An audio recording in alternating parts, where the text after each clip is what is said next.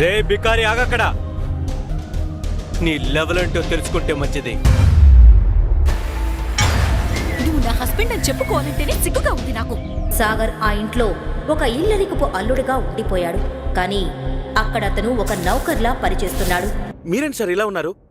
Sir మిమ్మల్ని చూసి 4 ఏళ్ళు అవుతుంది సార్. సాగర్ తన గతం గురించి ఒక్క మాట కూడా చెప్పకుండా ఎందుకు మౌనంగా భరిస్తున్నాడు? ఎందుకు సిటీలో టాప్ బిజినెస్ మ్యాన్ ఎంతో గారాబంగా పెంచుకున్న తన అప్సరస లాంటి కూతుర్ని మురికివాడలో ఉండే పేదవాడికిచ్చి పెళ్లి చేశాడు? సాగర్ నిజంగా పేదవాడా?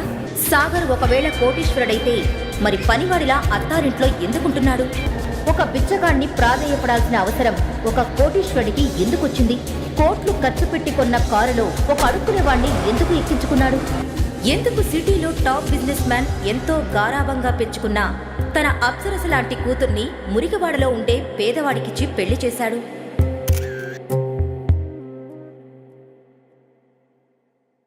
ఆ పేదవాడి వెనక ఉన్న అసలు నిజం తెలియగానే ఎందుకు సిటీలోని ధనవంతులంతా వణికిపోయారు?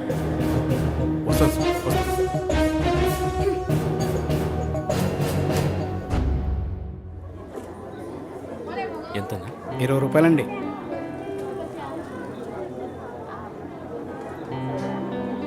ఒక 3 మూరలు మల్లెపూలు కట్టండి అమ్మా.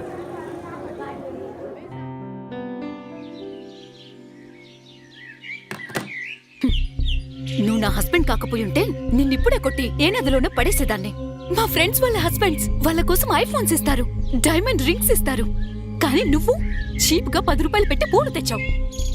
నువ్వు నా హస్బెండ్ అని చెప్పుకోవాలంటేనే సిగ్గుగా ఉంది నాకు.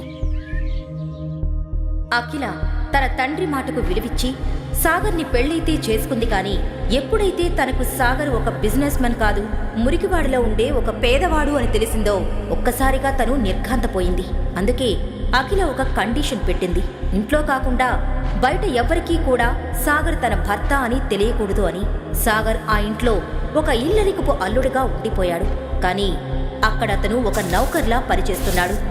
ఆ ఇంట్లో అందరూ అతని మీద అజమాయిషీ చేసేవారు. ఆ ఇంట్లో తనకు సరైన తిండే కాదు, ఉండడానికి ఒక రూమ్ కూడా ఇవ్వలేదు. అప్పుడప్పుడు హాల్లో కార్పెట్ మీద లేదంటే పెట్ కోసం ఏర్పాటు చేసిన రూమ్లో పడుకునేవాడు.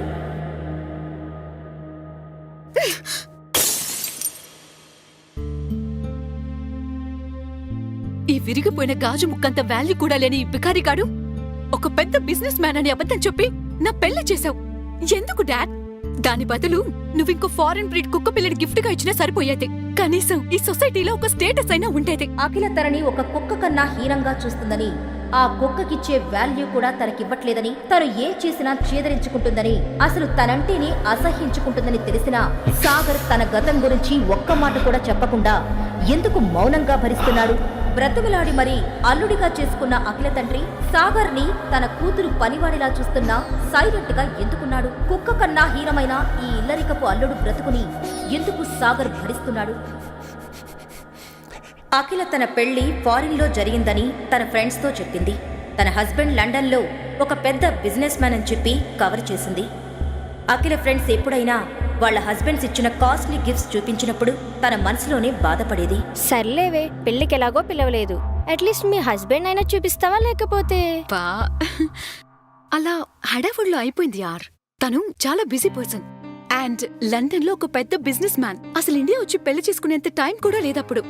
అందుకే మా పెళ్లి లండన్ లోనే వెరీ లిమిటెడ్ ఫ్యామిలీ మెంబర్స్ తో అలా జరిగిపోయిందే. ఇంకెన్ని రోజులు దాచిపెడతావో చూద్దాం నీ హీరోని. ఇదిగోవే నా హీరో ఫస్ట్ యానివర్సరీకి ఇచ్చిన డైమండ్ నెక్లెస్. ఒకసారి వ్యాలంటైన్స్ డే రాబోతుందని సాగర్ ఎంతో ప్రేమగా అఖిల కోసం రెడ్ రోజెస్ తీసుకోవాలనుకున్నాడు. అన్నా అన్నా అన్నా అన్నా ఆగండి అన్నా, ఆగండి అన్నా. మొన్న మల్లెపూలు తీసుకెళ్తేనే కోప్పడింది, మళ్ళీ ఈ రిస్క్ అవసరమా?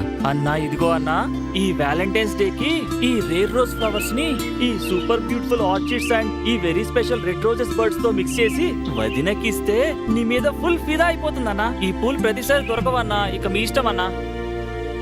ఆ విషయం తెలిసిన అఖిల ఎంతో కోపంతో సాగర్ మీద మండిపడింది. Just go away. నిన్ను చూస్తేనే కంపరంగా ఉంది నాకు.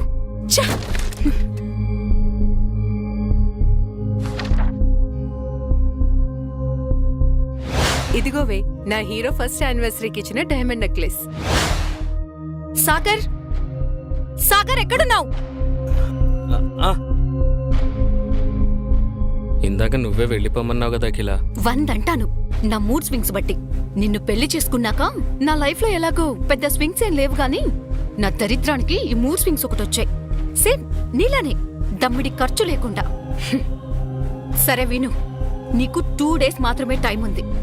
ఏదైనా సరే వ్యాలంటైన్స్ డేకి నాకొక కాస్ట్లీ గిఫ్ట్ కావాలి. దాని కాస్ట్ మినిమం 1 లాక్ అయినా ఉండాలి. గిఫ్ట్ తీసుకురాలేకపోయావనుకో ఏదైనా రన్నింగ్ ట్రైన్ ఎదురుగా వెళ్ళి చావు. కనీసం నాకు పట్టిన దరిద్రమైన వదిలిపోతుంది.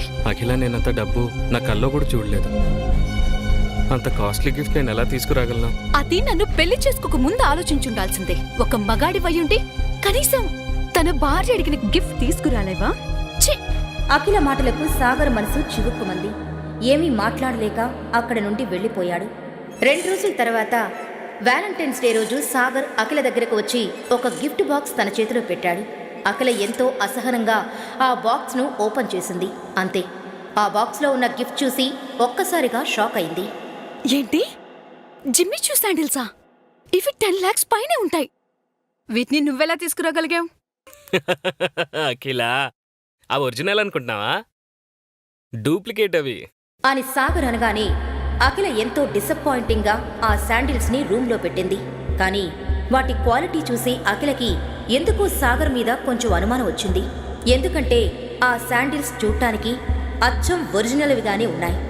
తర్వాత రోజు అఖిల ఆ శాండిల్స్ షోరూంకి వెళ్ళింది.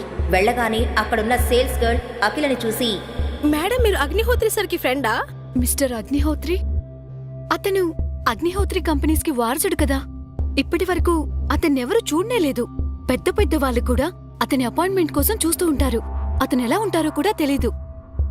కానీ నువ్వెందుకలా అడిగావు? మేడం, మీ చేతిలో ఉంది కదా ఆ బాక్స్, జిమిచో శాండల్స్ వాళ్ళది. అవి చాలా స్పెషల్ ఎడిషన్ శాండల్స్. ఇలాంటి కటింగ్, డిజైన్, ఆ లోగో ఇవన్నీ డూప్లికేట్ చేయడం ఇంపాసిబుల్. ఇండియాలో ఇదొక్క పీస్ మాత్రమే ఉంది. అది నిన్న మిస్టర్ అగ్నిహోత్రి సార్ కొన్నారు. అంటే సాగరేనా ఆ మిస్టర్ అగ్నిహోత్రి? లేక సాగర్ ఏమైనా ఆ శాండిల్స్ దొంగతనం చేశాడా? బికారి అయిన సాగర్కు ఎక్కడి నుండి వచ్చాయి ఆ శాండిల్స్? సాగర్ వెనక ఉన్న అసలు నిజం ఏంటి? అతను నిజంగా డబ్బున్నవాడైతే ఇలా ఎందుకు ఇల్లరికపు అల్లుడుగా ఉంటున్నాడు? ఈ ప్రశ్నలన్నీ అఖిల మైండ్లో తిరుగుతూ ఉన్నాయి. కానీ ఆమెకింకా అనుమానమే. సాగర్ మొత్తానికి ఏదో మ్యాజిక్ చేసి ఈ శాండిల్స్ తన కోసం తెచ్చి ఉంటాడు అని. కొన్ని రోజులు అఖిల ఆ శాండిల్స్ గురించి మర్చిపోయింది.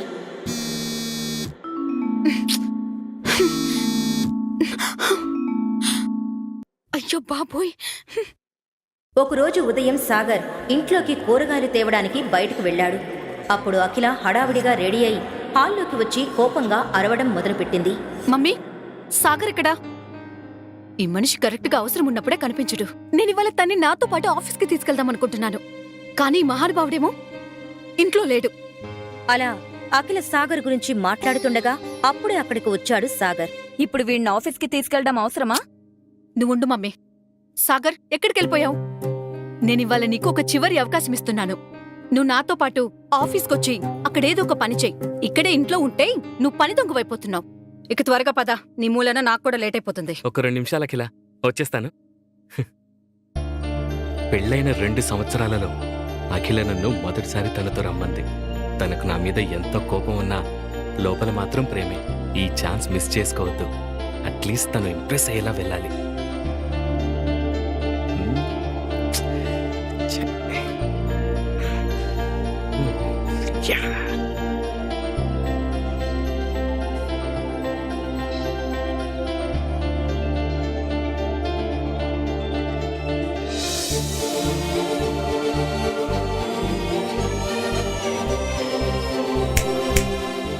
హలో పెళ్ళం గారు, వెళదామా?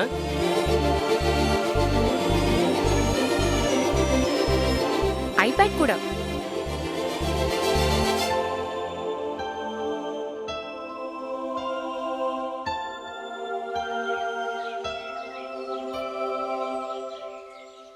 మర్చిపోయాను, నా బ్యాగ్ ఉంది కదా. ఓకే.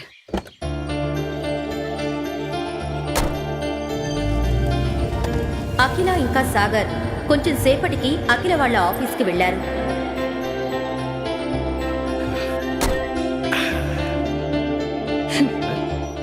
మిస్టర్ ఆఫ్టర్ ఆల్ మొగుడు గారు, నేనేదో ఇవాళ నిన్ను చూశానని ఫీల్ అయిపోకు.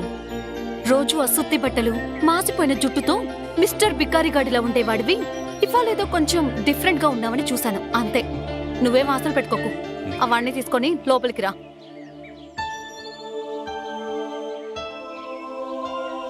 ఈ ప్రశ్నలకు సమాధానాలు తెలుసుకోవాలంటే నెక్స్ట్ ఎపిసోడ్ వినాల్సిందే. క్రింద ఇచ్చిన లింక్ ని క్లిక్ చేసి పాకెట్ ఎఫ్ఎం యాప్ ని ఇన్స్టాల్ చేసుకోండి. Stay tune to pocket FM.